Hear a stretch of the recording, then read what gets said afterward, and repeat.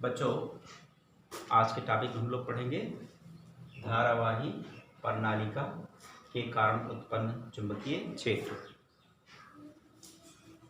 तो तांबे का एक मोटा तार लेते हैं, ठीक है, और उसे कार्डबोर्ड पर ऐसे लपेट लेते हैं इस तरह से। तो जब उसको आप तांबे के मोटे तारों को आप लपेटेंगे, ठीक है, तो युक्ति क्या कहलाएगी? प्रणालिका। उसे क्या बोलेंगे? प्रणालिका। अब अगर हम यहाँ पर जो है एक सेल लगा दें और धारा का प्रवाह कर दें, कुंजी बंद कर दें, इसे चालू कर दें इसे, और ये सेल लगा दें, तो इसमें धारा बहने लगेगी, ठीक है। तो ये हो जाएगी धारावाही प्रणालिका। अब अगर इस तरह से हमने जोड़ दिया तो इसमें धारा ऐसे जाएगी और इस तरह से, ठीक है, ऐसे ऐसे जब बहती हुई जाएगी, ऐसे जाएगी, ऐसे जाएगी और ये ऐसे निकल आएगी। तो इस तरह से इसमें धारा का प्रवाह होगा। अब हम ये पढ़ चुके हैं कि जब किसी तार में धारा प्रवाहित होती है तो उसके चारों ओर चुंबकीय क्षेत्र उत्पन्न हो जाता है। जब धारा प्रवाहित होती है तो उसके चारों ओर चुंबकीय क्षेत्र उत्पन्न हो जाता है, ठीक है।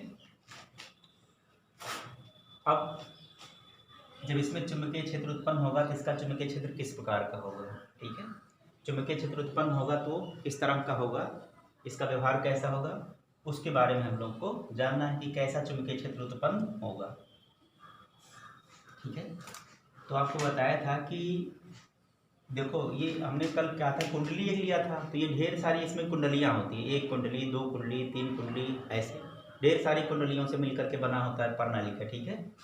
तो अगर आप कुंडली के जिस तल से देखें, कुंडली के जिस तल से देखने पर धारा की दिशा क्लॉकवाइज यानी कि दक्षिणावर्त हो, ऐसा हो, दक्षिणावर्त हो, उस सिरे पर क्या बनता है? दक्षिणी ध्रुव बनता है। क्या रहता है? दक्षिणी ध्रुव रहता है। और जिधर क्या हो, एंटी क्लॉक हो यानी कि वामावर्त हो, उधर कौन सा ध्रुव रहता है? तो उधर उत्तरी ध्रुव रहता है, ठीक है, उधर नॉर्थ रहता है। तो क्या होगा कि जब इसमें धारा बहेगी, इस तरह से चलेगी, ठीक है, ऐसे जाएगी, ऐसे जाएगी, ऐसे जाएगी। तो अगर हम इधर से देख रहे हैं, इधर से जब देखेंगे तो हमको ये जो है, ये धारा जो है क्लॉकवाइज दक्षिणावर्त लगेगा। क्या होगा? ये क्लॉकवाइज रहेगा। जब ये क्लॉकवाइज रहेगा तो जिस सिरे पर कुंडली के जिस सिरे पर धारा कैसी होगी? दक्षिणावर्त होगी, ठीक है। वहाँ पर कौन सा ध्रुव बनेगा? दक्षिणी ध्रुव बनेगा। तो ये वाला जो कुंडली का ये वाला सिरा है, ये वाला तल, इसमें धारा की दिशा कैसी है? क्लॉकवाइज दक्षिणावर्त है। तो यहाँ पर क्या बनता है? दक्षिणी ध्रुव का व्यवहार होता है, ठीक है। और दक्षिणी ध्रुव का व्यवहार होगा तो यहाँ पर क्या होंगी? बल रेखा यहाँ से ऐसे बाहर निकलेगी। और इधर की तरफ में क्या है देखते हैं, तो ये जब धारा इधर से देखते हैं तो ये जो है एंटी क्लॉक रहता है। इधर वाले से एंटी क्लॉक मतलब वामावर्त दिखता है। तो जिधर वामावर्त रहता है उधर कौन सा ध्रुव बनता है? उत्तरी ध्रुव बनता है, ठीक है, उत्तरी ध्रुव बनता है। तो जिधर जो है दक्षिण ध्रुव होता है, उधर की तरफ में कुंडली के जिस तल में आपने पढ़ा था, कुंडली के जिस तल पर जो है दक्षिण ध्रुव रहेगा, उधर बल रेखाएं प्रवेश करती हैं, और जिधर उत्तरी ध्रुव बनता है वहाँ से बल रेखाएं निकलती हैं। तो ये ढेर सारी कुंडलियाँ मिलकर के क्या बनाती हैं? प्रणालिका बनाती हैं। तो अब क्या होगा कि इनसे ऐसे बल रेखाएं ऐसे बाहर निकलती हैं, इस तरह से ऐसे बाहर निकलेगी केंद्र रूप से, और बाहर निकल करके फिर ये ऐसे जाएंगी, फिर ऐसे अंदर चली जाएंगी, ठीक है। फिर बल रेखाएं निकलेंगी ऐसे, ठीक, यहाँ से बल रेखाएं निकलेंगी ऐसे, इस तरह से। तो यहाँ पर क्या हो रहा है? बल रेखाएं इधर में प्रवेश कर रही हैं और यहाँ से क्या हो रहा है? ऐसे निकल रही हैं,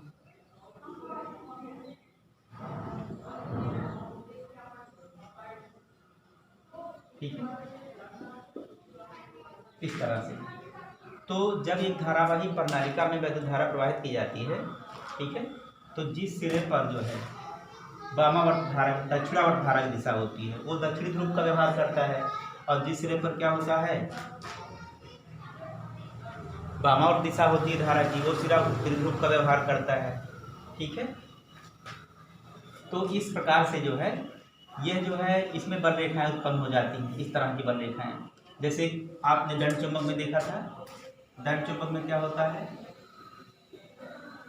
एक सिरा यन रहता है और एक सिरा क्या रहता है, यस रहता है। एक सिरा यन ले लो तो एक सिरा क्या ले ले, यस। यन से बल रेखाएं से निकलती हैं और ऐसे, ठीक है, फिर ये ऐसे। तो हम क्या देख रहे हैं कि इसकी जो बल रेखाएं होती हैं, धारावाही प्रणालिका की जो बल रेखाएं होती हैं, ठीक है, वो दो दंड चुंबक के बल रेखाओं के समान होती हैं। दंड चुंबक के अंदर जो होता है, ये दंड चुंबक की अक्ष है, ये क्या है, अक्ष है। और इस अक्ष पर जो बल रेखाएं होते हैं एक दूसरे से बराबर दूरियों पर होते हैं, लगभग एक दूसरे से बराबर दूरियों पर होते हैं, बहुत पास पास होते हैं। तो यहाँ पर चुंबकीय क्षेत्र कैसा रहता है, एक समान रहता है। उसी प्रकार से जब धारावाही प्रणालिका में चुंबकीय क्षेत्र उत्पन्न होता है तो ये क्या है, ये प्रणालिका की अक्ष है। तो प्रणालिका के अक्ष पर जो बल रेखाएं होती हैं लगभग कैसी रहती है, समांतर होती हैं। और जब किनारे आती हैं तो वहाँ से जो है फैलना स्टार्ट हो जाती है, यहाँ से फैलना स्टार्ट होती है।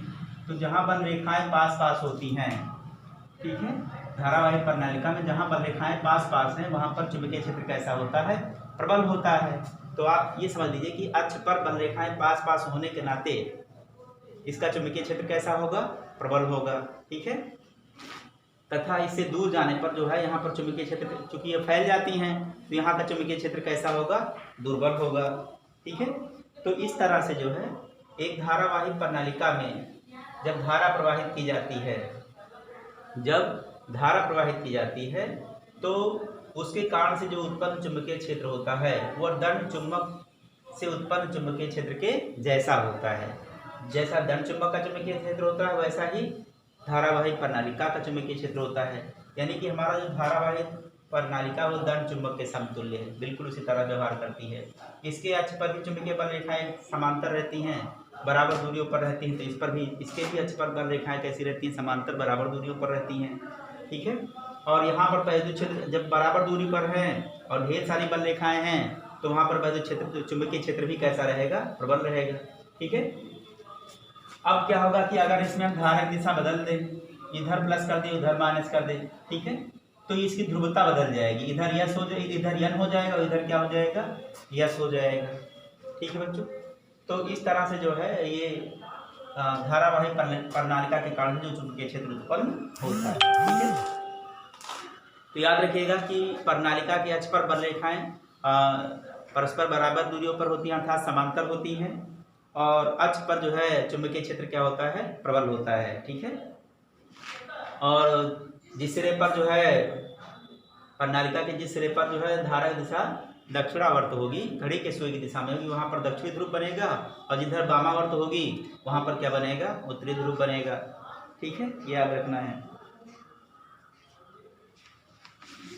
ये होती हैं धारावाही प्रणालिका के कारण उत्पन्न चुंबकीय क्षेत्र।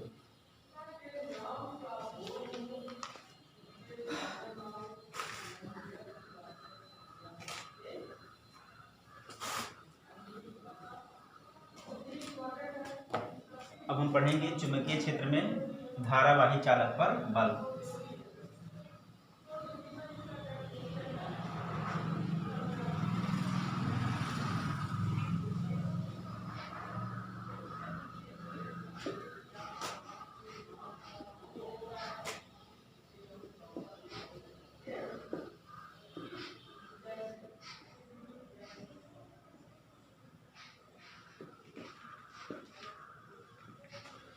चुंबकीय क्षेत्र में धारावाही चालक पर बल, ठीक।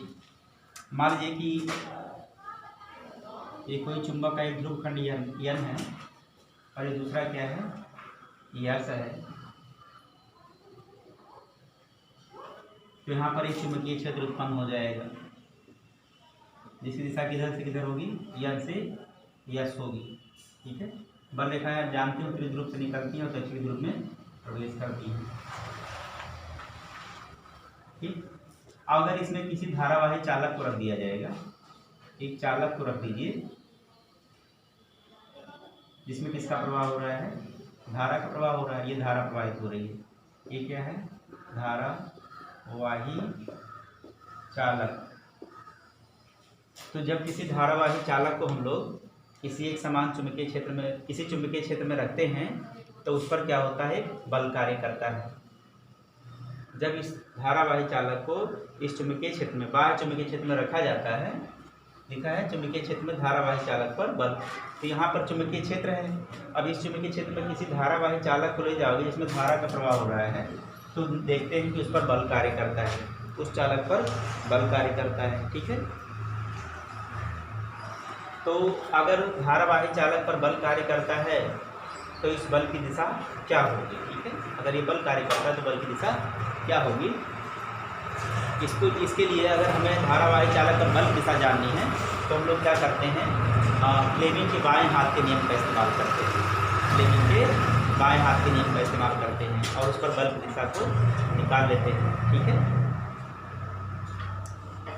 तो जब भी कोई धारावाही चालक चुंबकीय क्षेत्र में होगा तो उस पर बल कार्य करेगा। ठीक है, अगर उस पर बल लग रहा है तो बल की दिशा क्या होगी, इसके लिए हम लोग सबसे पहले फ्लेमिंग के बाएं हाथ का नियम पढ़ लेते हैं।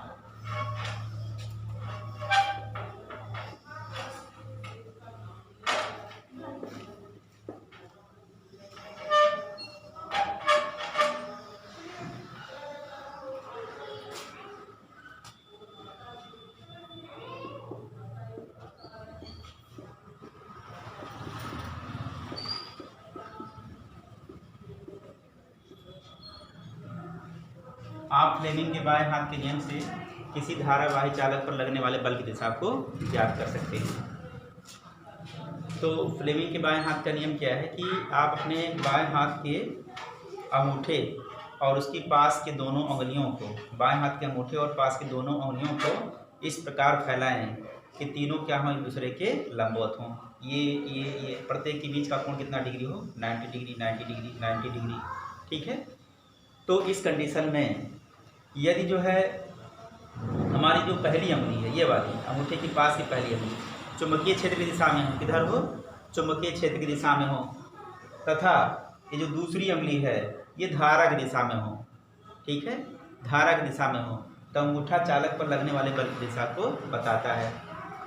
जैसे मान लीजिए कि ये अगर आप इस रूल को यहाँ लगाना चाहते हैं तो ये अगर हमारी पहली उंगली, ये वाली अंगूठे के पास की पहली उंगली चुंबकीय क्षेत्र की दिशा में है और हमारी जो दूसरी उंगली है वो धारा की दिशा में हो, ये वाली उंगली। ठीक है, ये वाली उंगली धारा की दिशा में हो तो अंगूठा क्या करता है, चालक पर लगने वाले बल की दिशा को बताता है। यानी कि इस कंडीशन में चालक पर जो बल लगेगा वो किधर लगेगा, नीचे की तरफ में लगेगा। ठीक है, अगर यही धारा की दिशा पलट दी जाए, ठीक है, धारा किधर से जाने लगे, इधर की तरफ आने लगे, नीचे की तरफ में आने लगे, तो जब धारा नीचे की तरफ में आने लगेगी तो ये तो चुंबकीय क्षेत्र यल से यस की तरफ है और धारा किधर हो जाएगी, नीचे। तब अंगूठा चालक पर लगने वाले बल की दिशा को बताएगा। तो अंगूठा किधर है, बाहर की तरफ में, ऊपर की तरफ में है, तो चालक पर बल किधर लगेगा, ऊपर की तरफ में लगेगा। ठीक है, तो इस तरह से हम लोग फ्लेमिंग के बाएं हाथ के नियम का यूज करके हम लोग जान सकते हैं कि किसी धारावाही चालक पर चुंबकीय क्षेत्र में जब वो रखा हुआ है तो उस पर लगने वाले बल की दिशा क्या होगी। ठीक है,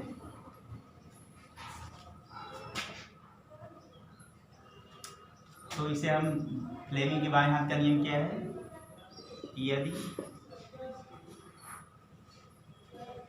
हम अपने बाएं हाथ के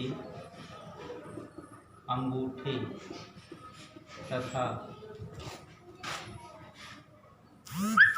उसके पास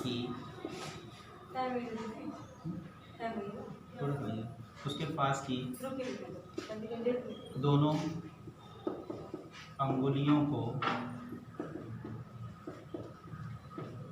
इस प्रकार फैलाएं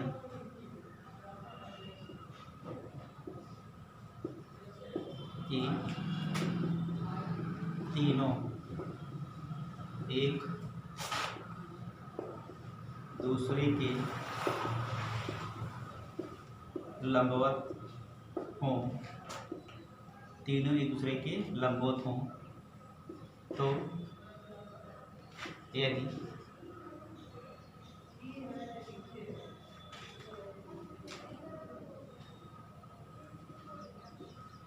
पहली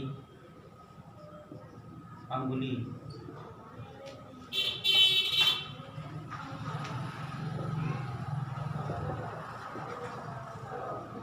चुंबकीय क्षेत्र की दिशा में तथा दूसरी अंगुली धारा की दिशा में हो तो अंगूठा चालक पर लगने वाले बल की दिशा को बताता है। ठीक है, यदि हम अपने बाएं हाथ के अंगूठे तथा उसके पास की दोनों उंगलियों को इस प्रकार फैलाएं कि तीनों एक दूसरे के लंबवत हों, तो यानी पहली उंगली का मतलब अंगूठे के पास की उंगली जो है, पहली उंगली चुंबकीय क्षेत्र की दिशा में तथा दूसरी का मतलब ये वाली धारा की दिशा में हो, तो अंगूठा चालक पर लगने वाले बल की दिशा को बताता है। ठीक है,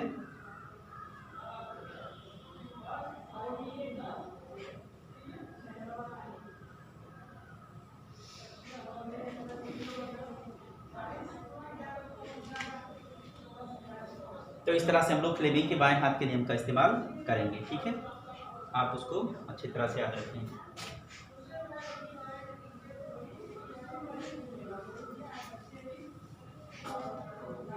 तो इस प्रकार से हम लोग बल की दिशा को ज्ञात कर सकते हैं।